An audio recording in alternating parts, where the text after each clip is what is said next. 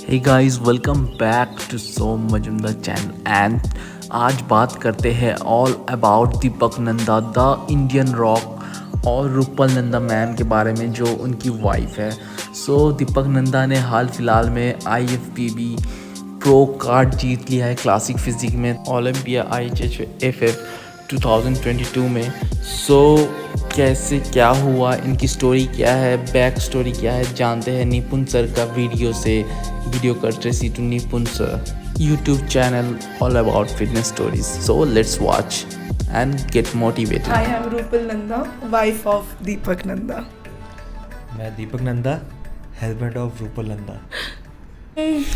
Facebook पे मैंने request भेजी दीपक को और 15 डेज़ चैट के बाद मिलने गई दीपक को। बहुत ही पतला दुबला 70 किलो का लड़का मुझसे मिलने आया टाई पहन के, because he used to work in Shopper Stop. एक सेल्समैन दीपक थे, तो डेली मिलते फिर वी फेल इन लव और फिर शादी कर ली भाग के। पहले हम भाग गए थे बिकॉज पेरेंट्स अलाउड नहीं कर रहे थे, मेरे पेरेंट्स हैं नहीं।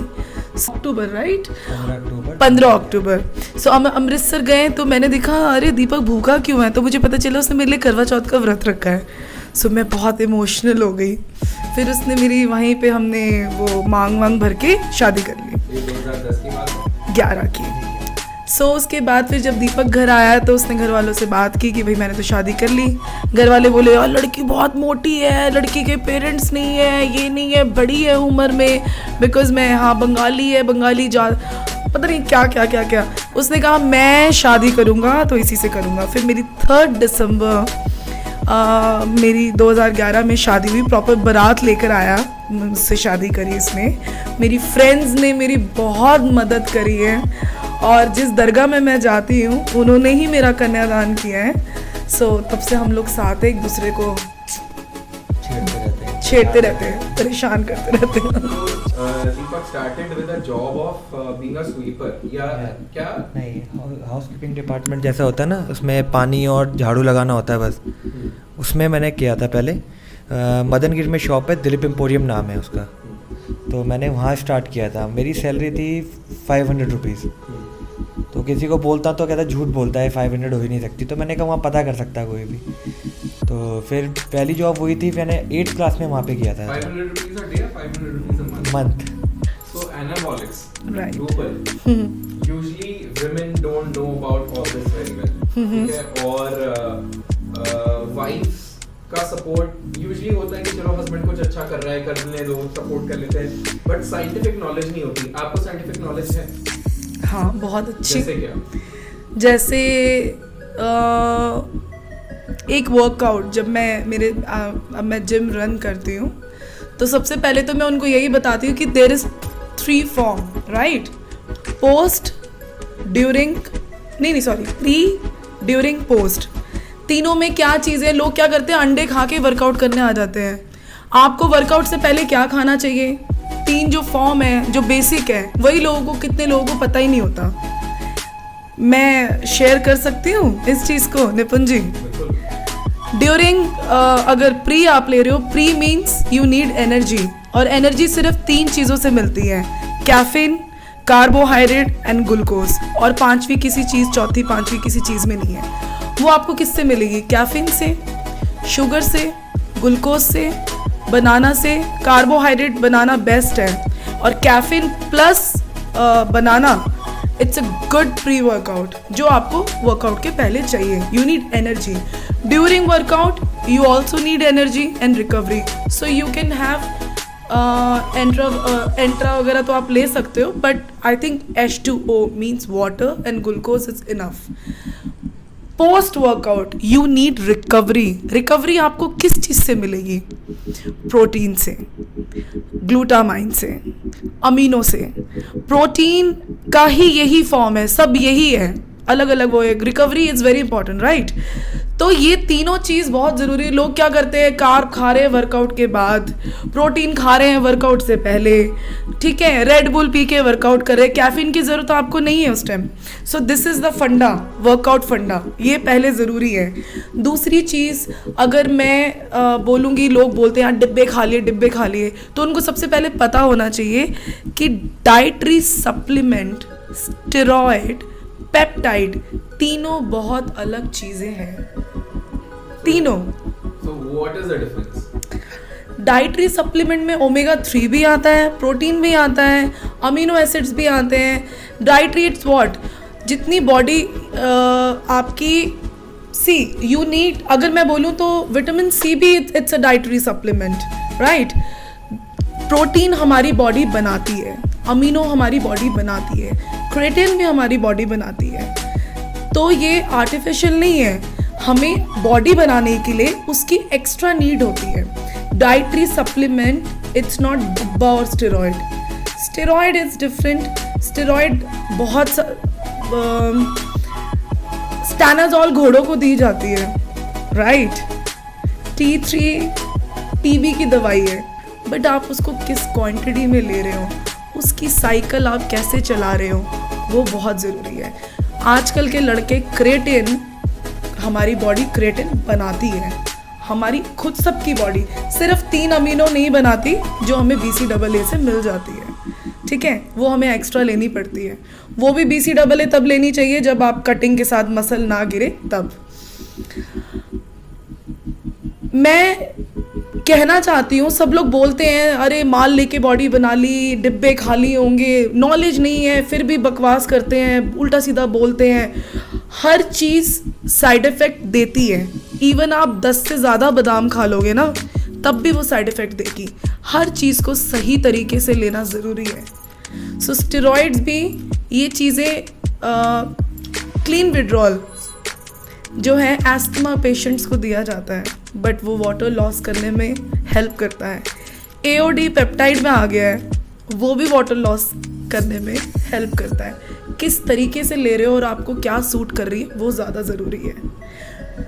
So Rupal, you were just talking about India में स्टेरॉइड्स कब आए थे, HGH कब आया था और वो किस लिए आया था, ये मैंने कभी नहीं सुना किसी से भी. Right. Why don't you tell us?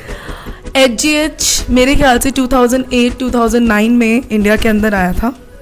और HGH बेसिकली मंद बुद्धि बच्चों का इलाज करने के लिए यूज़ होता है. इट्स जो बॉडी बिल्डिंग के अंदर बहुत सारी चीज़ें यूज़ होती है, जैसे घोड़े की दवाई भी यूज़ होती है, स्टैना विंस्ट्रॉल कटिंग के लिए, क्लीन विड्रॉल, ये T3, ये बहुत सारी चीज़ें यूज़ होती है ह्यूमंस के ट्रीट करने के लिए. It's a drug.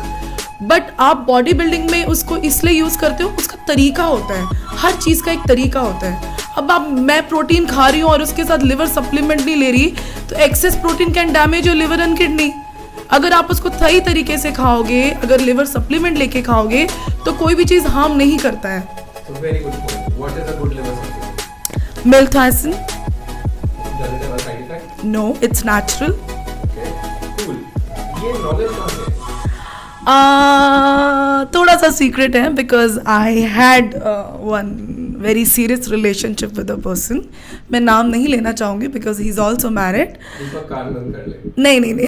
हमने सबसे पहले तो अपना बेबी नहीं किया है, कि जब मैंने तैयारी चालू करी थी तो ये पूरा ओके था कि हम बेबी के लिए, लेकिन इसने देखा कि मैं खेलना चाहता हूँ, बॉडी बिल्डिंग करना चाहता हूँ, इसने बेबी हमने कैंसिल कर दिया.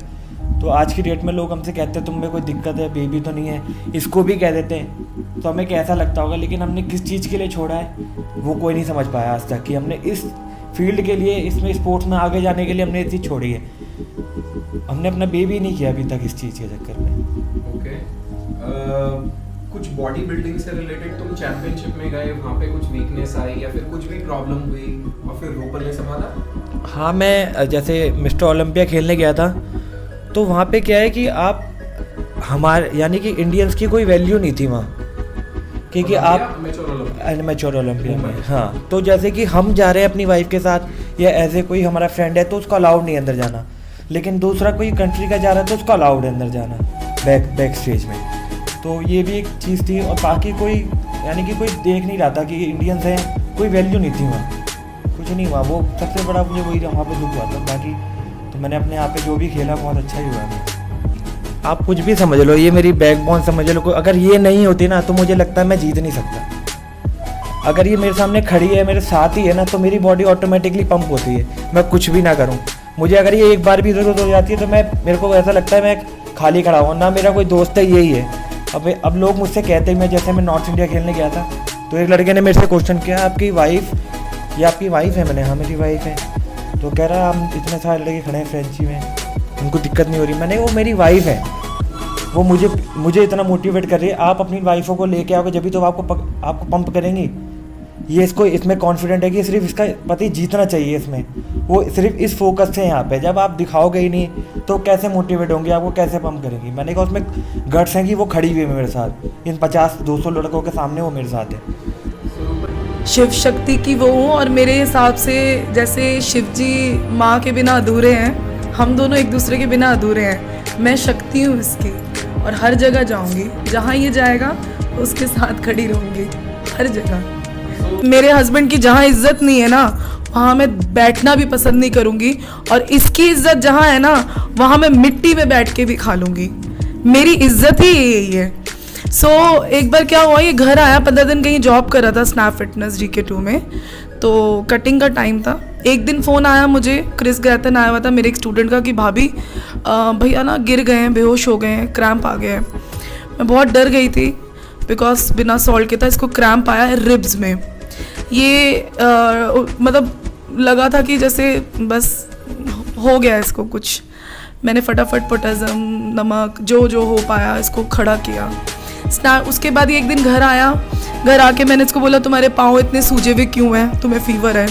इसने मुझे 1 हफ्ते बाद बताया कि जान वहाँ पे ना बैठना अलाउड नहीं है, सिर्फ 15 मिनट के लिए मैं खाने के लिए बैठता हूँ, मैं खड़ा रहता हूँ, वहाँ ना अलाउड नहीं है। मुझे लिटरली रोना आ गया, लिटरली। मैंने अपना सारा गोल्ड, अपनी सारी सेविंग बेच के जिम खोला है कि अब तुम गुलामी नहीं करोगे किसी की। मैंने जनवरी में अपना जिम खोला था, बीस्ट नाम से। थोड़ा सा अभी काम ख़राब चल रहा है, बट एनीवे हो जाएगा जो भी है।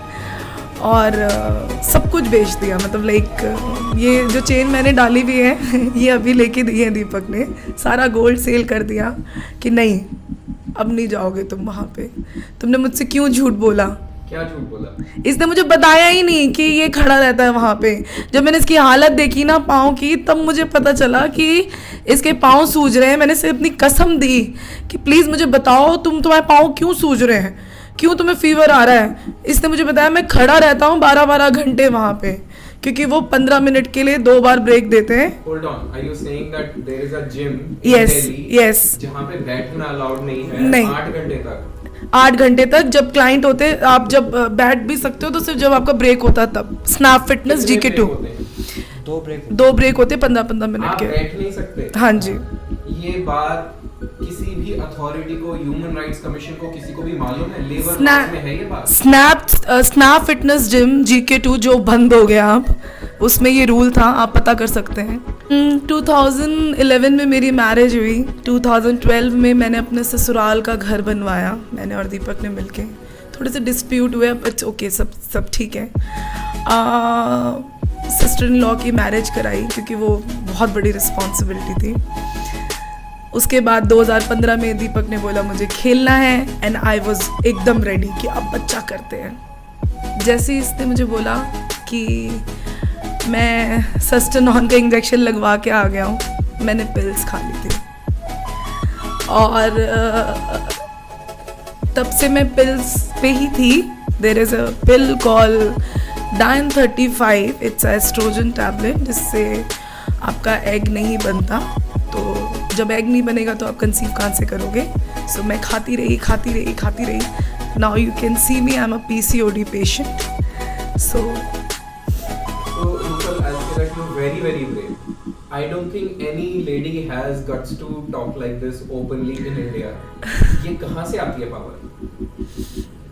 कालका माँ की भक्त हूँ, बहुत ज़्यादा शक्ति है मुझ में। वो तो दिख रही है शक्ति, but how?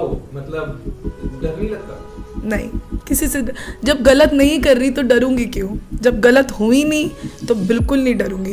सो हमारी सोसाइटी में गलत करना और सही करना भी सोसाइटी डिसाइड करती है काफी बार। सोसाइटी मुझे खाने को नहीं दे रही, मेरा दुख नहीं देख रही, मुझे सोसाइटी की परवाह नहीं है। बहुत पसंद है इसको मीठा खाना, पिज़्ज़ा भी बहुत पसंद है और मैं पसंद हूँ। और हमारे 2 बच्चे हैं घर में, कैंडी और फैंडी, और we have 18 street dog, 120 childrens, हमारे 120 बच्चे हैं। और हम अपना बर्थडे, कोई भी त्यौहार होता है उन बच्चों के साथ ही बनाते हैं, बिकॉज मेरे को ऐसा लगता है कि जब वो हंसते हैं ना तो ऐसा लगता है जैसे परमेश्वर खुद हंस रहा है। उसका स्टूडेंट भी उतना ही लॉयल होना चाहिए, तभी आप एक गुरु का प्यार हासिल कर सकते हो। यहाँ तक कि द्रोणाचार्य ने भी एकलव्य की उंगली काट के ले ली थी, मतलब आपको सेक्रीफाइस देना पड़ता है। और अगर दीपक के गुरुजी ने दीपक को बोल दिया ना कि नहीं खाना, गाजर भी नहीं खाना, तो मजाल है कि दीपक वो खा ले। ऐसे कौन है तुम्हें प्रेशियस गुरु? सुनील टांग। और वो क्यों आप उनको गुरु मानते हो? ऐसा क्या किया दीपक ने? दीपक के लिए बहुत कुछ किया उन्होंने। पहली बात तो आप कहीं पे जाते हैं ट्रिक, आप किसी से बोल भी दें कि मेरी सर तैयारी करा दो, तो पहले आप वो किसी कुछ नहीं पूछेगा आपसे कि आपके पास इतनी पॉकेट मनी है कि नहीं है। आपके वो सीधा चार्ट बना देगा, इतना इतना पैसा लगेगा आपके लिए। उन्होंने कभी मुझसे कोई इनकम कुछ नहीं पूछा कि बेटा इतना लगे। उन्होंने मुझे जो बल्कि सामान भी कभी पैसे तू जब तेरे जगह पे हो जब दे देना, हर चीज़ में उन्होंने मेरे को मोटिवेट किया है। कभी ये नहीं कहा कि नहीं तू खेल। पुणे के टिकट के पैसे नहीं थे मेरे पास, उन्होंने टिकट के पैसे, इंडिया जो था पुणे में, उन्होंने टिकट कराई थी फ्लाइट की टिकट की। रूपल तो जाएगी, रूपल लक्की चाव में हमारी टिकट्स तक कराई, और आज भी ना उनको पैसे देने हैं मैंने, लेकिन उन्होंने कभी नहीं मांगे। मैं नहीं, वो जितने भी उनके स्टूडेंट हैं ना, उनके लिए जितना हो सकता है वो उतना करते हैं। बट एक मेरा मानना ये है, आजकल स्टूडेंट ही ऐसे हैं कि वो गुरु की इज्जत नहीं करते, तो गुरु तो बदलेगा ही ना, कितना अच्छा रहेगा गुरु। और यूट्यूब में ज़्यादा सर्च ना करके ना वर्कआउट्स, क्योंकि और लोग क्या करते हैं सीधा यूट्यूब खोलते हैं, अपने वर्कआउट और डाइट उसी में से निकाल लेते हैं। अब उनका वेदर, उनका स्टाइल, उनका बॉडी का फ्रेम वो नहीं देखते। उन्होंने निकाला जे कतलर का वर्कआउट, जे कतलर का वर्कआउट दूसरे दिन जिम में हो रहा होता है, तो उनकी बॉडी का स्ट्रक्चर ही बिल्कुल अलग है। वो 150 किलो का बंदा और तुम 50 किलो के लड़के, कहाँ से कर लोगे वो सेम वर्कआउट? तो आप अपने ट्रेनर से ही पूछें, वो बहुत बढ़िया है कि वो आपको समझाएगा कि आपकी बॉडी के हिसाब से कौन सा वर्कआउट बेस्ट है। और जो भी आपके ट्रेनर है, हमेशा उनकी बात सुनिए, उन पे ट्रस्ट कीजिए। आजकल क्या होता है ना, लोग ट्रेनर को नौकर समझते हैं, कई लोग मैंने देखा है, हम पैसे दे रहे हैं, they are like servant, but teacher is teacher. जब तक आप उसकी बात ठीक से नहीं सुनोगे, आपको कभी रिजल्ट नहीं आ सकता।